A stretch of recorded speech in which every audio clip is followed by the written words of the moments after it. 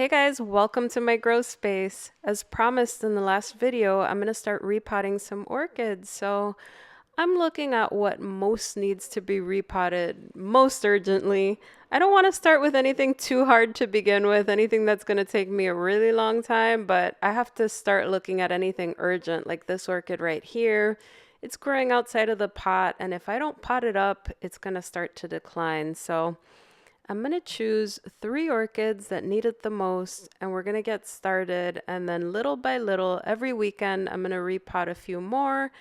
And hopefully by the end of spring, I'll be completely done with all the repotting. So I got my bark and my sphagnum moss, and I chose 3 orchids. So I watered all 3 of them.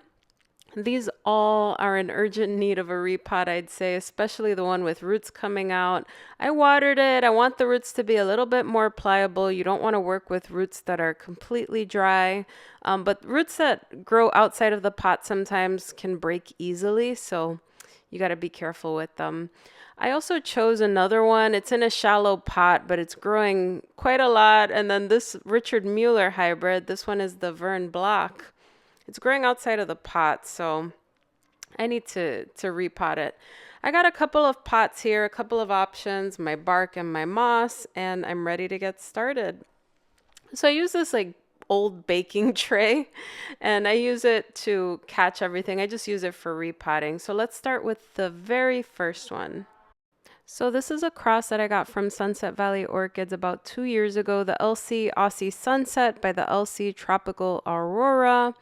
It bloomed for me once, and it had a really nice fragrance of satsuma. It was really nice. And it's growing outside of the pot, and if I leave it this way, it's not going to do well. Now we have a root or two growing outside of the pot, which is okay. I'm going to sacrifice one of those roots, not a big deal. But I repotted this last summer, I'd say. It's just a very shallow pot. So I think I'm going to keep most of the media on this because it hasn't broken down yet. I use very high quality bark and sphagnum moss does degrade more quickly, but the one that I use it lasts a pretty long time. Now, if this were 100% sphagnum moss, I would replace the whole thing. But since it's a little bit of sphagnum moss, I'm going to try to just up pot it into a bigger pot. That way I preserve some of those materials. It hasn't broken down. Usually when it breaks down, you could kind of smell it, and I sniffed it and it was still fresh. So I'm going to take some of that bark and moss in the bottom, and I'm going to take everything and I'm just up potting this. This is going to be a nice and easy repot. Again, I watered those roots to make them a little bit more pliable. But when roots are growing outside of a pot like that, sometimes they're a little bit more brittle, so you have to be careful. And I mean, it's inevitable that you're going to snap some of them by mistake, but we'll do our best here. The easy part with this is that the roots inside of the pot are going to be, for the most part, not too disturbed. So I'm going to tuck everything in, and then what we're going to do is we're going to get some bark and moss inside of those crevices and fill in where there's no media. So I'm going to speed this up just a tiny bit.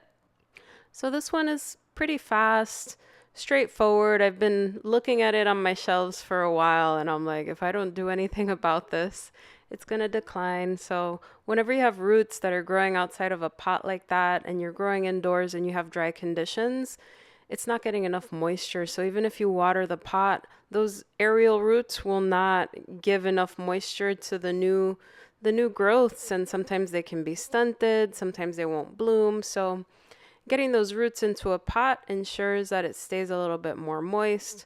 When I water, it'll retain that moisture, and that's important in an indoor environment where you're not getting the humidity that you'd get normally in the wild. So this one is all set. This was nice and easy. So that's the first repot. So the next orchid I'm going to repot, I got as a birthday gift about 1.5 years ago from my friend Emmanuel, and I really love this. This one is called the Cattleyas Hidden Gold. This is a Richard Mueller hybrid. It's super, super vigorous. I got it as a seedling, and it bloomed within like 6-7 months of getting it. I repotted it less than a year ago, and it's already taking over the pot. Again, I put in this kind of like little shallow pot, and these get outgrown very quickly. With that being said, it has really good roots. The media has not broken down. It hasn't been in there too long. It's got a little bit of moss in there. I'm just going to keep it all. This plant has doubled in size since last year, and I think it's going to keep growing, and it's going to do really well for me.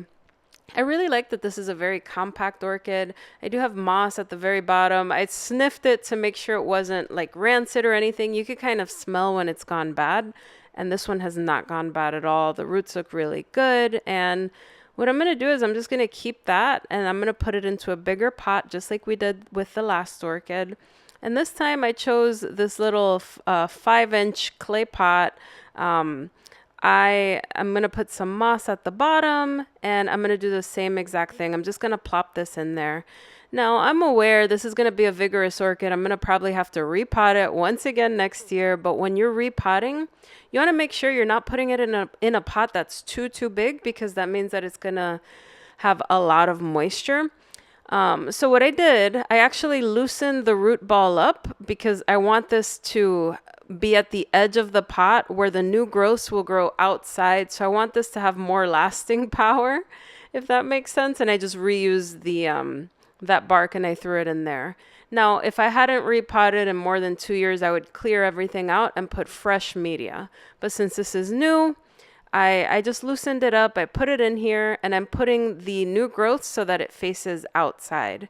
What I like about it is that this has a very tight growth pattern, and it's very vigorous. It blooms orange, and then it fades into a beautiful yellow.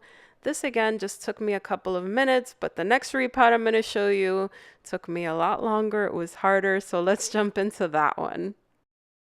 So the next orchid I'm going to show you is going to be a lot more challenging. This one is the BLC Vern Block. It is a Richard Mueller hybrid crossed with the Cattleya Mark Jones. I got this from a friend a couple of years ago. It was a really small seedling.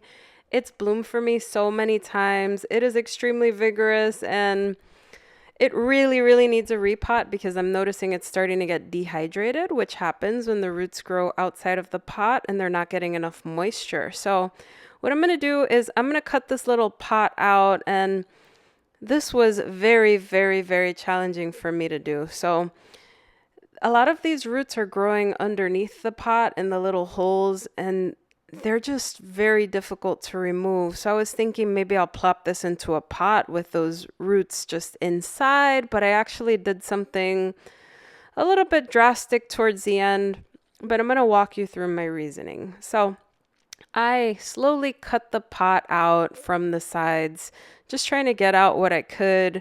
And then when I got to the bottom, I just couldn't find a good entry point. And this is one of these repots that if you want to do it completely right, if you want to preserve every single root, this could take you 2 hours easily, because then you're going to have to cut little bit by bit, and still you're going to have some root casualties. So I got this orchid when it was a small seedling. It still has the very first few growths that I got with it. And what I did was I just took out what I could. I took out the plastic around the pot, and then I started trying to cut the bottom. And then I realized this is one of these very vigorous hybrids that it blooms easily, it grows easily. So perhaps it's okay to sacrifice those bottom roots. At this point, that wasn't my intention. It was more when I got further into this repot that I started thinking that. And then I was like, wait, this orchid is kind of growing all over the place. Perhaps if I get rid of the old bulbs, I can make it smaller, and it should bounce because it's got these new roots coming out on the side. So technically I could cut some of it off, plop the other side into another pot, but I didn't think about that when I was repotting. I was just like, what am I going to do with this? So, this was repotted a year ago only as well. So this was very frustrating. I remember I had it in leca, and then I up-potted it into bark and moss. And then when I started trying to free that bottom, I was just like, you know what? I'm just going to go for it. I'm just going to cut this all off. Now, some people are not going to be happy with this because they don't like to get rid of old roots, and of course not. We don't want to do that. It would be better if I kept those roots at the bottom, but hear me out. Again, this is a really vigorous orchid. Richard Muller's often bloom. So I just decided, feel free to skip this part if you do not like to see this thing. I ended up just removing that bottom piece altogether. Just look at those new roots on the side, and I was just like, it's okay. We can get rid of the bottom piece. I'm going to cut that piece out, and then we're going to deal with the rest of the orchid. Now, again, not everyone is going to agree with this, but I have good experience with these orchids. They are very vigorous, and I know those new roots are going to take over and it's going to be just fine. Of course, I did set it back a bit, but I'm going to take out the media and we're just not going to fertilize it. We're going to coddle it for a little while. There were some dead roots here. So again, this had, I had up-potted it from Leca before last year. So I'm undoing it. I'm removing the media this time, unlike the others, because I want to get in there and see if I could get the old roots out. And then what I did was, to keep the size of this orchid manageable, I ended up cutting off the back bulbs. So I'm just slowly getting the media out. I'm being careful with what's left of the roots, and of course I put it in some water to see if I could get the roots a little bit more pliable. And then I decided, let me get rid of those back bulbs. Now, sometimes the back bulbs, even if they don't have a new growth, they can propagate a new growth. So if you want to repot it, you could. You could, and it may bring out some new growths. But I'm going to put that to the side. And then we're going to keep this part of the plant. I'm confident this is going to do well because it has a whole new root system coming out. And if I had wanted to divide it, the orchid would have continued from here. So that's why I decided not to spend so much time on those other roots. In the past, in the beginning, I would have spent a lot more time on it. I ended up deciding just to move faster with this orchid just because I have the experience of knowing that this is going to bounce back just fine.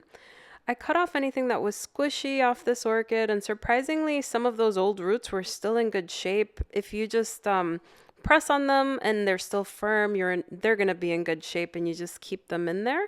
And then I'm positioning the new growths so that they face the center of the pot, and the old growths are more towards the edge. That way this can last in this pot a little bit longer.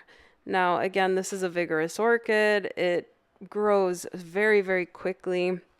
I just surrounded it with bark and some moss. I put it in this 5.5-inch pot because it's going to outgrow it quite fast. And I want to secure this very well. So I got some support stakes after I finish repotting it so I could anchor it down. When you up pot, you don't have to worry about that too much, but whenever you're replacing the media, you want to make sure it's anchored, that it's not shifting around when you're watering it, that sort of thing. So we're not going to fertilize this or anything for a little while, and we're going to let it adjust. And these were my first 3 repots. I'm all done. I moved everything into these new pots. I think they're going to adapt really well. I know that they're going to need to be repotted within a year. They're just very vigorous, and that's kind of why I moved so quickly, and that's why I up-potted as well. You could see the support stakes that I used to ensure that they don't move. And this orchid needed it because some of those growths were getting wrinkly.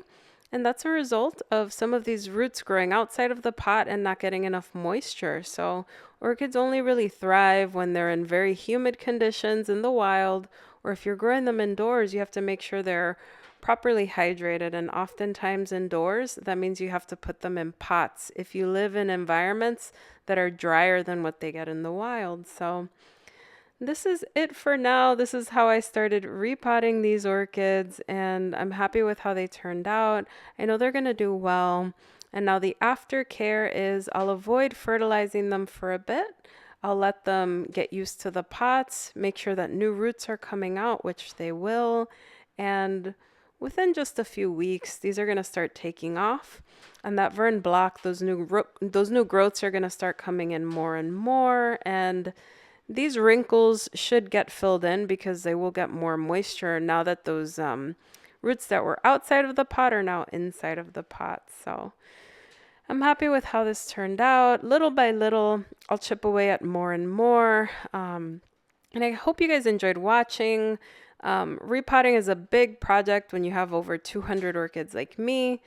But I'll get it done, and it's sort of a relaxing thing to do. I did this last Sunday morning. Tomorrow morning, I'll get a few more done. I'll try to do like 10, something like that. And these are going to be happy over time. So anyway, guys, thank you so much for watching, and I will see you in the next video. Bye, everyone.